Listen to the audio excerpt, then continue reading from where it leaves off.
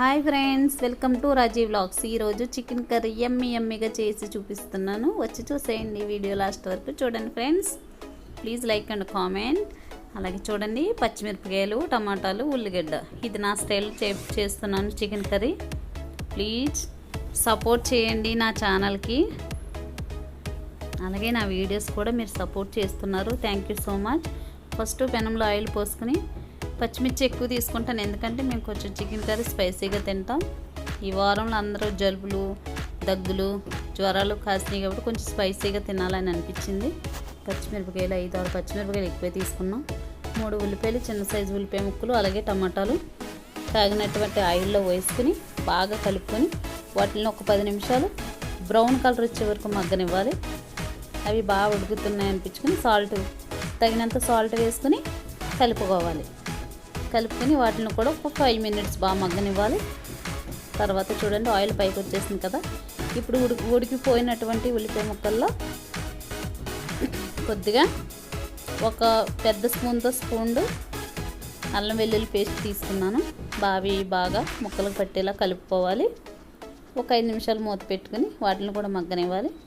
చూడండి, పచ్చివాసన పోయింది. ఇది కొంచెం గరం మసాలా, బిర్యానీ మసాలా ఒక చిన్న స్పూన్ తీసుకున్నాను, ఎందుకంటే కొంచెం ఘాటు ఎక్కువగానే ఉండాలని.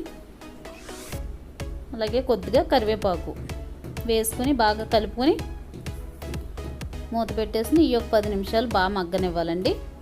కడిగి శుభ్రం పెట్టుకున్నటువంటి చికెన్ని వాటర్ లేకుండా క్లీన్ చేసుకోవాలి. మగ్గినటువంటి ఉల్లిపాయ ముక్కల్లో అలాగే 2 స్పూన్లు పసుపు వేసుకున్నాను. పసుపు వేసుకుని వాటిని కూడా బాగా కలుపుకున్నానండి. చాలా అంటే చాలా టేస్టీగా ఉంటుంది. మీరు కూడా ఒకసారి ట్రై చేయండి. కర్రీ కొంచెం స్పైసీగా ఉంటుంది, చాలా బాగుంటుంది. అందులో బయట వాతావరణం కూడా చాలా చల్లగా ఉంది. కడిగి పెట్టుకున్నటువంటి చికెన్ని శుభ్రంగా నీళ్ళు లేకుండా జల్లుల్లో పెడతానండి నేను.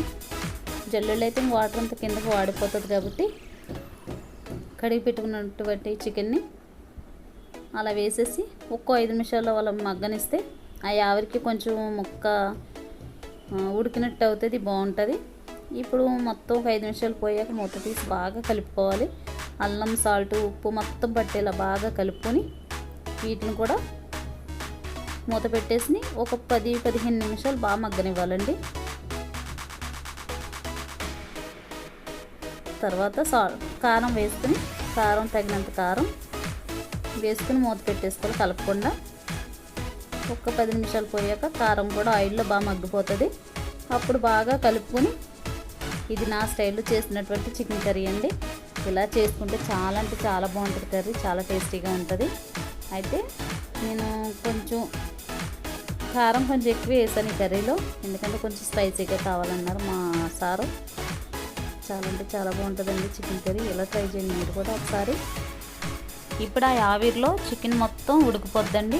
వాటర్ పోయక్కర్లేకుండానే చికెన్లో ఉన్న వాటర్ పైకి వచ్చేస్తుంది. ఈలోపు మనము వెల్లుల్లిపాయ, జీలకర్ర, 1 స్పూను జీలకర్ర, ఒక హాఫ్ ఎల్లుల్లిపాయ తీసుకుని క్లీన్ చేసుకుని శుభ్రంగా చిన్న రోల్లో దంచి పెట్టుకుని కచ్చపిచ్చ దంచుకోవాలండి. ఇలా దంచుకుని తీసి పక్కన పెట్టేసుకోవాలి. చూడండి, ఆ ఆవిరికి ముక్క బాగా ఉడికిపోయింది.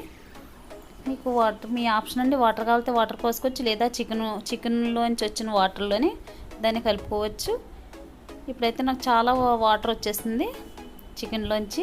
ఇప్పుడు అందులోనే నేను దంచి పెట్టుకున్నటువంటి జీలకర్ర, వెల్లుల్లిపాయ వేసుకున్నాను.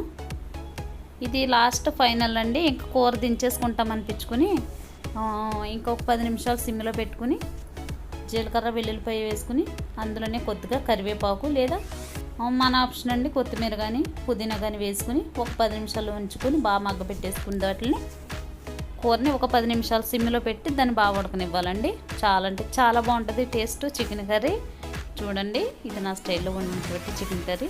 ముక్క కూడా చాలా సాఫ్టీగా మెత్తగా ఉడికిపోతుందండి. చూడండి, పట్టుకుంటే ఇది అవుతుంది. అదిగో చూడండి, చాలా అంటే చాలా బాగుంటుందండి. మీరు కూడా ఒకసారి ఇలా ట్రై చేయండి. ఇది నా స్టైల్లో చికెన్ కర్రీ అండి. లాస్ట్ ఫైనల్గా ఒక 10-15 మినిట్స్ సిమ్లో పెట్టుకుని కర్రీ దించేసుకోవాలండి. అయిపోయిందండి కర్రీ. ఇంకా చూడండి, ఆయిల్ పైకి వచ్చేసిందంటే చికెన్ కర్రీ ఆల్రెడీ రెడీ అయిపోయినట్టే. చాలా స్పైసీగా చికెన్ కర్రీ. మీరు కూడా ఒకసారి ఇలా ట్రై చేసి చూడండి. Thank you for watching. Thank you so much. Wow, yummy yummy chicken curry, పక్కన ఆనియన్స్, లెమన్, రైస్లో పెట్టుకుని తింటే సూపర్ ఉంటుందండి. Thank you for watching. Thank you.